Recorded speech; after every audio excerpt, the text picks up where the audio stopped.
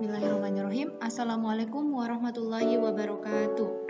Baik, sebelumnya perkenalkan kami dari kelompok 5.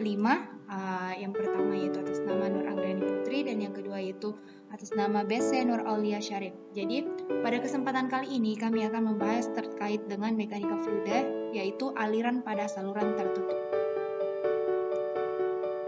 Nah, pada aliran saluran tertutup ini adapun prinsip-prinsipnya.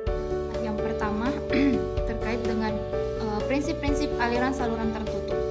Nah, fluida setelah mengalir masuk ke dalam pipa akan membentuk lapisan batas dan tebalnya akan bertambah besar sepanjang pipa. Pada suatu titik sepanjang garis tengah pipa, di mana lapisan akan bertemu dan membentuk daerah yang terbentuk penuh, di mana kecepatan tidak berubah setelah melintasi titik tersebut. Nah, dapat kita lihat bagaimana gambar dari prinsip-prinsip aliran saluran tertutup itu, di mana jika jarak ujung masuk pipa ke titik pertemuan lapisan batas tersebut, nah inilah yang dinamakan dengan panjang kemasukan. Seperti kita lihat, ada di sini groove bounded layers, di mana di sini merupakan titik yang telah dijelaskan bahwasannya ada suatu titik yang sepanjang garis tengah pipa. Nah, inilah titik yang dimaksud.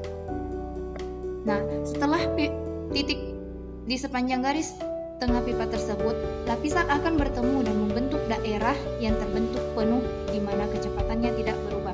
Nah, yang di sini maksud kecepatannya itu tidak akan berubah setelah melintasi titik tersebut. Oke. Selanjutnya, garis energi dan hidrolik. Kalian pasti bertanya, apa sih hidrolik itu? Jadi, energi hidrolik atau hidrolik energi adalah kemampuan air untuk melakukan usaha, sedangkan usaha merupakan jumlah energi yang bekerja per satuan waktu. Ada dua macam energi hidrolik, yaitu energi kinetik dan energi potensial.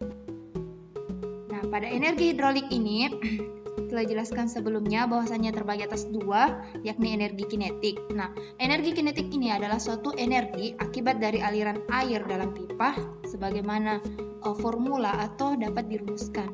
EK sama dengan V pangkat 2/2 dikali G, di mana EK itu merupakan energi kinetiknya, kemudian V merupakan kecepatan aliran, dan G merupakan percepatan gravitasi. Oke, lanjut. Terkait dengan energi potensial. Nah, energi potensial ini adalah suatu energi yang dihasilkan oleh tekanan yang bekerja dalam air atau energi yang dihasilkan oleh adanya selisih ketinggian atau elevasi.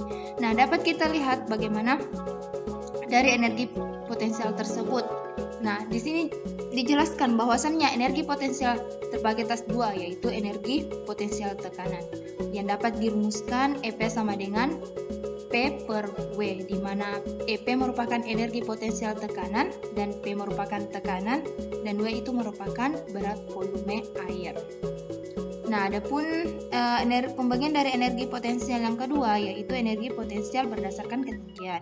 Nah, di sini total energi hidrolis aliran dalam pipa pada suatu titik energi dirumuskan sebagai berikut, yakni H sama dengan Z ditambah V pangkat 2/2 G ditambah P per W. Oke, energi hidrolik.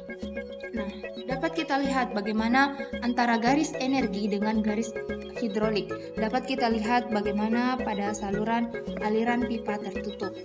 Nah, menurut hukum kekentalan energi, pada suatu titik sepanjang aliran dalam pipa, energi hidrolisis akan konstan. Nah, pengurangan atau kehilangan energi akan dirubah dalam bentuk energi lain.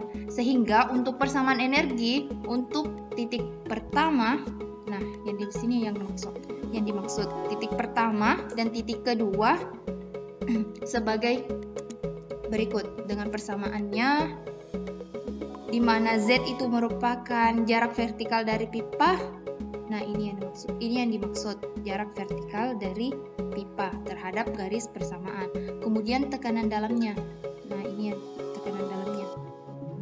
Kemudian berat volume airnya, kecepatan air, percepatan gravitasi, dan kehilangan energi. Selanjutnya yaitu persamaan kontinuitas. Nah, di mana persamaan kontinuitas itu merupakan banyaknya fluida yang mengalir tiap detik pada tiap penampang itu adalah sama. seperti halnya kita lihat di sini ada sebuah gambar di mana pada urutan pertama dengan urutan ketiga jika dilihat ini luas penampangnya itu berbeda antara 1 dengan 3. Namun dapat dilihat bagaimana persamaannya, di mana Q1 sama dengan Q2 atau sama dengan Q3. Nah, A1-nya itu A1 sama dengan V1.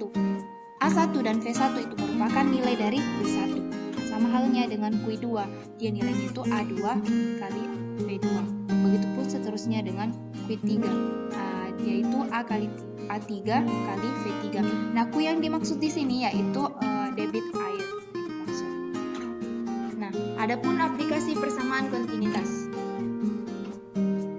Nah, misalnya mekanisme aliran darah dalam sistem sirkulasi manusia. Nah, aplikasi persamaan kontinuitas ini dapat kita lihat bagaimana pada sirkulasi atau sistem sirkulasi pada aliran darah manusia, di mana kita dapat mengukur perbedaan kelajuan darah saat darah mengalir dari jantung ke aorta, kemudian ke arteri-arteri utama, selanjutnya ke arteri kecil, dan diteruskan ke sejumlah pembuluh kapiler. Nah, selain itu, saluran pemanas keruan juga menggunakan penerapan persamaan kontinuitas. Nah, terkait dengan aplikasi persamaan kontinuitas bukan hanya berlaku pada sistem sirkulasi aliran darah manusia, ternyata juga dia berlaku pada saluran pemanas yang keruan. Nah, seperti inilah contohnya bagaimana aliran persamaan kontinuitas terkait dengan pada sistem sirkulasi darah manusia. Nah, yaitu kemudian selanjutnya venturimeter.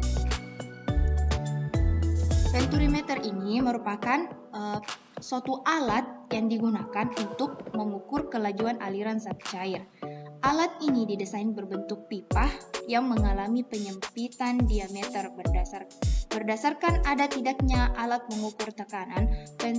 Venturimeter dibedakan menjadi dua, yaitu venturimeter tanpa manometer dan venturimeter dengan manometer. Nah, kita lihat inilah dia gambarnya terkait dengan venturimeter.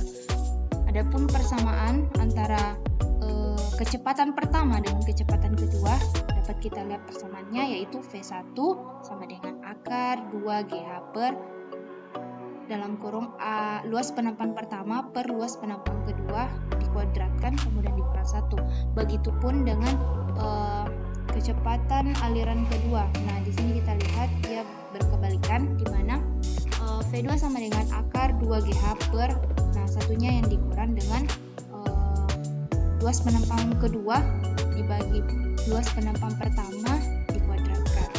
Nah, di mana di sini A1 dan A2 itu merupakan luas penampang pipa yang terdapat pada pipa pertama dengan pipa kedua.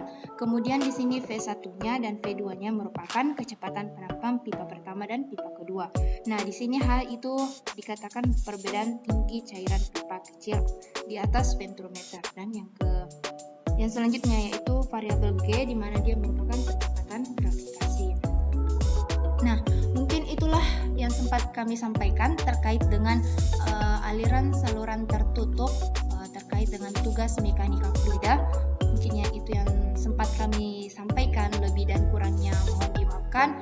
Wassalamualaikum warahmatullahi wabarakatuh.